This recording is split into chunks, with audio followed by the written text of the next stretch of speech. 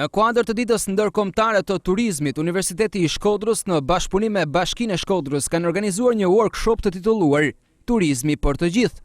Të pranishëm në këtë takim kanë qenë përfaqësues të Bashkisë së Shkodrës, organizatave jo qeveritare që operojnë në territorin e Bashkisë së Shkodrës, si dhe pedagog të Universitetit Luiz Gurakuqi.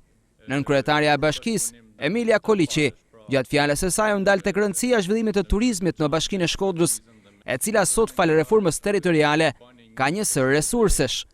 Objektiv ka qenë ngritja dhe pajisja e zyrës së informacionit turistik në njësinë administrative Velipoj, gjë që është realizuar. Në proces është ngritja dhe pajisja e zyrës së informacionit turistik në Theth, një proces që vazhdon në bashkëpunim me Agjencinë Rajonale të Zonave të Mbrojtura. Njëkohësisht është bërë ofrimi i shërbimeve publike cilësore në të gjitha destinacionet turistike në territorin administrativ të bashkisë. Menaxhimi i territorit dhe i hapësirave publike, territor plazhi dhe hapësira publike në destinacione turistike. Promovimi i destinacioneve, ofertave turistike nëpërmjet organizimit të panajireve dhe aktiviteteve të ndryshme kulturore dhe të argëtimit. Drejtori i turizmit në Bashkinë Shkodër, Gentian Mema, gjatë fjalës së tij u ndal tek kapja e zyrës së informacionit për turistët në zonën e Thethit.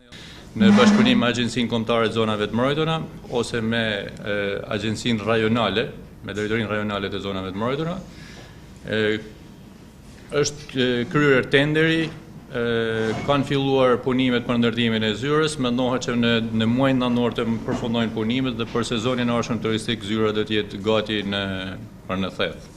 Bashkia e Shkodrës ka organizuar një sër aktivitetesh gjatë kësaj të martë me qëllim promovimin e vlerave turistike të Bashkisë së Shkodrës, që nga Thethi deri në Velipoj.